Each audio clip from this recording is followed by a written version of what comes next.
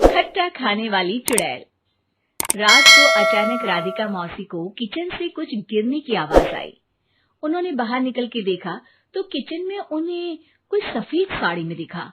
वो चीख पड़ी, हे भगवान, आलतू जलाल तू आई बला को टाल तू, आलतू जलाल तू आई बला को टाल तू।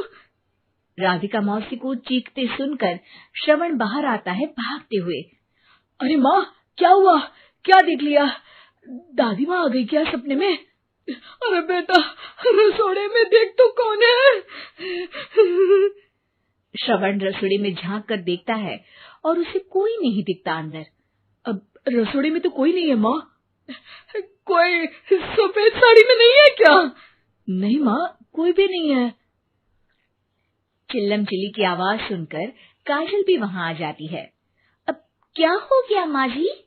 अरे बेटा, रसोड़े में एक चुड़ैल थी सफेद साड़ी में। अरे क्या कर रही थी वो अंदर? अरे बताया नहीं, कल आएगी ना तो पूछ लूंगी। चुड़ैल जी, आपका क्या प्लान है? माँ जी, रात बहुत हो गई है, आपने कोई बुरा सपना देखा होगा, चलिए सो जाइए। राधिका मौसी सोने तो चली जाती है पर उनको रात भर नींद ही नहीं आती। वो कुछ भी उलझुल बातें सोचने लगती है। कहीं चुड़ैल की वजह से तो घर में टेंशन नहीं हो रहा, कहीं उसी की वजह से तो वो दादी नहीं बन पा रही। सुबह जब राधिका मौसी रसोड़े में छानबीन करती है तो पाती है कि नींबू का अचार गायब है। चुड़ैल नींबू का अचार ले गई, मुझे तो ठीक नहीं लग रहा कुछ। चुड़ैल को भी पता है कि जिंदगी का असली मजा तो खट्टे में ही है। राधिका मौसी झट से श्रवण को फोन कर देती है। बेटा, मुझे समस्या समझ में आ गई है, हमें एक तांत्रिक की जरूरत है। अरे क्या बोल रही हो माँ, तांत्रिक की क्या जरूरत है? आप पूजा पाठ तो कर ही रही हो ना। आलतू जलालतू मंत्र सारे फालतू जैसे कुछ मंत्र पढ़ो, चली जाएगी अपने आप चुड़ैल। अरे नहीं बेटा, कभी चुड़ैल को कम नहीं समझते। अरे तुझे पता भी नहीं चलेगा कि कभी वो छल करके काजल की जगह घर की बहू खुद बन जाएगी। क्या माँ, कुछ भी बोल रही हो? कहाँ काजल और कहाँ चुड़ैल? वैसे एक बात बताओ, काजल को अगर गाने के लिए बोल देना तो चुड़ैल काजल की आवाज सुनकर घर तो क्या, धरती लोग छोड़कर चली जाएगी। तुम ना पढ़े लिखे बच्चे हर चीज को मजाक समझते हो। तुम रहने दो, मैं खुद ही तांत्रिक को बुला लेती हूँ। अच्छा सुन, शाम को इमली लेके आना। क्या है कि चटनी खाए बहुत दिन हो गए है ना? नहीं माँ, इमली तांत्रिक से ही मंगवा लो ना, आटा वगैरह भी उसी से पिसवा लेना। देखो मुझे काम करना है। श्रवण रात को कई तरह की सब्जियों के साथ माँ के कहने पे चटनी के लिए इमली भी ले आया था, लेकिन राधिका मौसी के दिमाग में अलग ही फिल्म चल रही थी। उन्हें अब सिर्फ शक ही नहीं यकीन होने लगा था कि शायद चुड़ैल ने श्रवण पर अपना जाल बिछा दिया था, जिस वजह से श्रवण उनकी बात ही नहीं मान रहा था। पर कोई नहीं, आने वाली रात में राधिका मौसी खुद तैयार हो गई चुड़ैल को पकड़ने के लिए।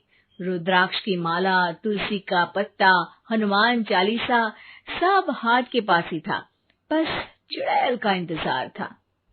और जैसा राधिका मौसी ने सोचा था वैसा ही हुआ।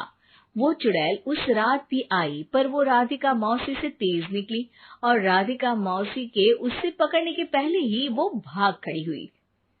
जरूर बहू पे साया है उस चुड़ैल का, तभी तो श्रवण के कमरे में गई है। और अगली सुबह राधिका मौसी पिछली रात हुए हमले में किन चीजों का नुकसान हुआ उसका हिसाब लगा रही थी। उनके खेमे से एक आम के अचार की शीशी भी गायब हो चुकी थी और वो इमली भी जो कल श्रवण लेकर आया था। राधिका मौसी इस बारे में सोच ही रही थी कि श्रवण जल्दी से रसोड़े में आकर दवाइयों की पोटली ढूंढने लगता है। अरे बेटा, क्या हो गया? अब माँ, वो काजल की तबीयत खराब है, बहुत घबराहट हो रही है उसे। हे भगवान, मैंने पहले ही कहा था कि तांत्रिक को बुला लेते हैं, पर नहीं, अब देखो उस चुड़ैल ने काजल को अपने वश में करना शुरू भी कर दिया है। हालांकि श्रवण भूतों में विश्वास नहीं करता था, पर अब वो भी डर जाता है। और राजी हो जाता है एक तांत्रिक को बुलाने के लिए। कुछ ही घंटों में तांत्रिक आ जाते हैं और राधिका मौसी तांत्रिक जी को सब बता देती है। घोर संकट, घनघोर संकट, चुड़ैल को मारू जोर चाकट, ओम भट स्वाहा खटखा के आहा। अरे ये क्या मंत्र है? मेरे खुद के ओरिजिनल मंत्र है, कल रात को ही लिखे हैं, अच्छे लगे तो दाद चाहूंगा। एक और मंत्र सुनो। अर्ज किया है आब्राकडाब्रा, दिल्ली बम्बई आगरा, चंदा मामा सोरले सुरन मामू जारा। ये मंत्र है? अरे कोई 40 वालीसा पढ़ो ना। वक्त कम है, 40 नहीं पड़ेंगे, 20-25 में काम चलाना पड़ेगा। अलग निरंजन जाके लंदन, मुफ्त का मंजान घिस मेरे नंदन। अरे जल्दी करो तांत्रिक जी, जल्दी करो। तांत्रिक अपने उल झलूल मंत्र पढ़ने लगता है। श्रवण को तांत्रिक पे शक होता है। वो अपने एक डॉक्टर दोस्त को कॉल कर देता है ताकि कोई अनहोनी हो तो इमरजेंसी में चीजें मैनेज हो जाए। तांत्रिक धुनी रमाता है, जिसकी वजह से कमरे में काफी धुआं हो जाता है और जिसकी वजह से बहू की घबराहट बढ़ जाती है। अब भागेगी चुड़ैल। हाँ। बहू खांसते हुए धुएं से बचने के लिए बाहर चली जाती है। अरे भाग रही है, भाग रही है। पीछे पीछे श्रवण भी जाता है। बहू एक सोफे पर बैठ जाती है। तभी डॉक्टर दोस्त आ जाते हैं और श्रवण को पानी लाने के लिए कहते हैं। थोड़े चेकअप के बाद डॉक्टर कहते हैं, मेरे हिसाब से जाप का काम पूरा हो गया है। क्या मतलब? अरे कुछ भी नहीं माँ, कोई चुड़ैल नहीं है, खुशखबरी है, अब दादी बनने वाली है। मगर वो सब अचार के डब्बे। श्रवण दोनों अचार के डब्बे अपनी माँ को दिखाता है, जो कि उनके बिस्तर के नीचे छुपे हुए थे। आपने सही बोला था माँ, वो चुड़ैल काजल ही थी जो खट्टा खा रही थी। हमें कल ही पता चला, पर हमने आपको ये तांत्रिक वाला काम करने दिया ताकि आपको भरोसा हो जाए कि भूत वगैरह कुछ होता ही नहीं। अच्छा अच्छा, ये तो बड़ी खुशी की बात है, पर बेटा मुझे एक झाड़ू तो ला दे। क्यों माँ? ये तांत्रिक का भूत उतारती हूँ मैं। अब तांत्रिक राधा मौसी के डर से घर से भाग निकलता है और राधा मौसी उसके पीछे भागती है।